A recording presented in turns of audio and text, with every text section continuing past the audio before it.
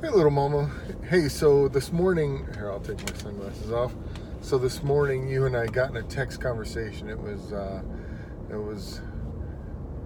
it was random and appreciated. It was great because I was, I'm there brushing my teeth and shaving my face, and all of a sudden I get this text message from you. So I thank you because I needed it. I was hoping to see you Friday night when I dropped Alan off, and then hoping to see you again on Sunday night when I picked him up.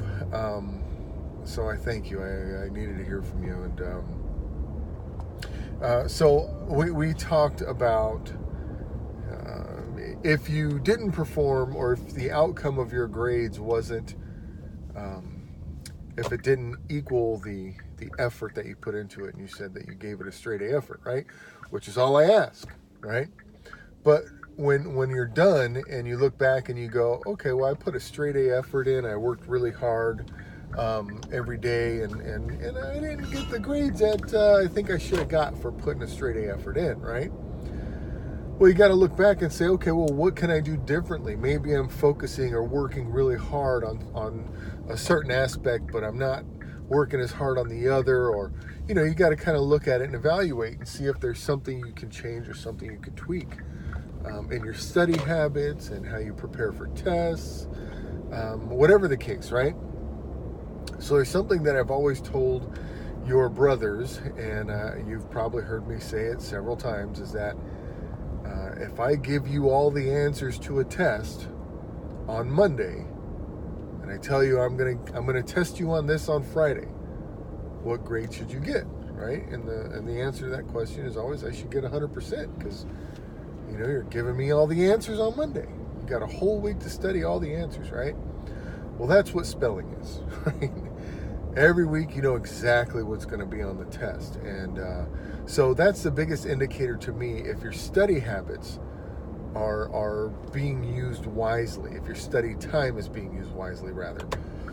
And the reason why I say that is if you're studying appropriately for spelling, you'll get 100%, if not pretty close to it. Sometimes you just kind of, you brain farted or whatever, right? But the most important thing I want you to understand is that you are capable. You are absolutely 100% readily capable of doing really well. Okay, you're readily capable of getting straight A's in school as well, especially if you're putting the straight A effort into it, because that's typically what people struggle with. Typically, they have a hard time with the effort portion of it, right?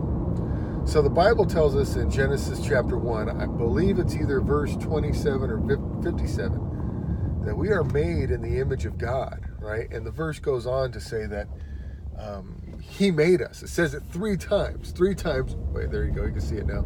3 times that he made us, right? And then it says, he made us man and he made us woman. To let you know that there's, number one, a difference between the two sexes. But I think the reason why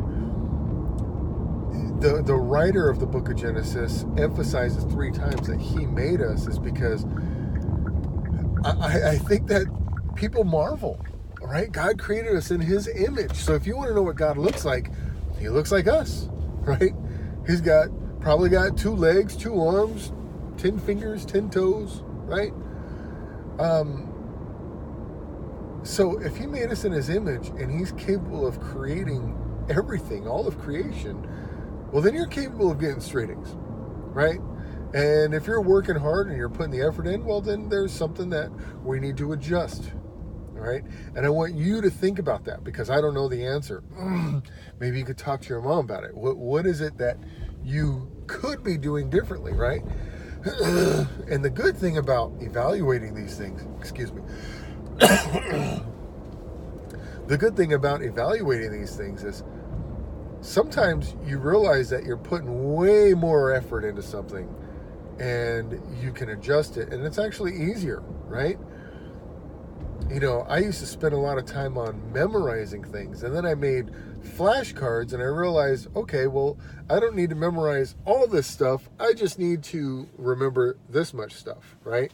And that's what I think flashcards help you do. And I'm not saying that's the answer, but it's potentially one of the issues, right? So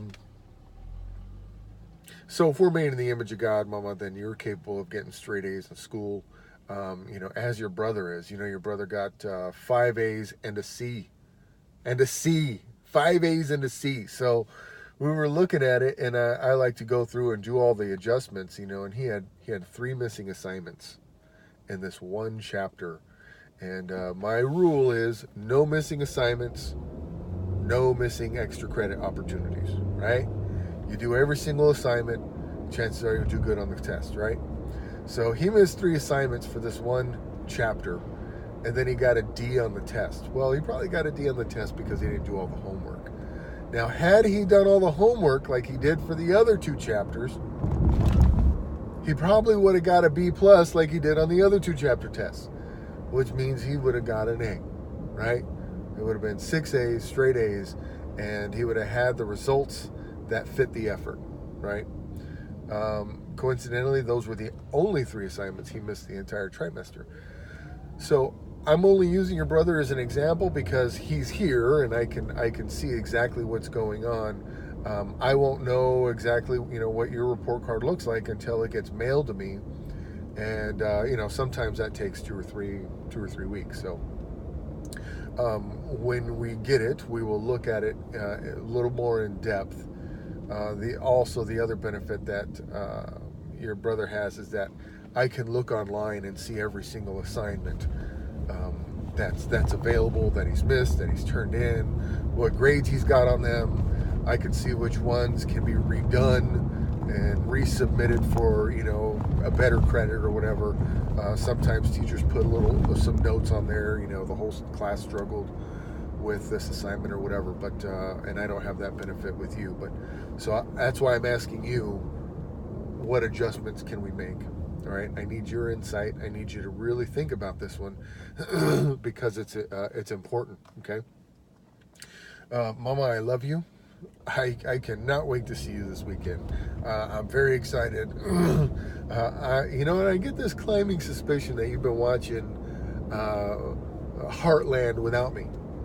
And, I'm looking forward to watching our show again a couple times this weekend.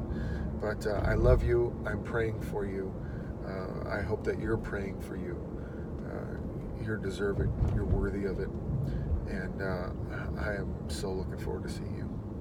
Okay, I pray that you are in good and safe comfort, that you're eating well, you're not filling yourself up with sugar candy and all that stuff. But I love you. All right, and I hope I get to talk to you tonight. Tonight I have men's Bible study, but there are some times where I have available, and I would love to talk to you. Even if you call during Bible study, I'll step away, even if it's just for a couple minutes. Okay? I love you, Mama. God bless you.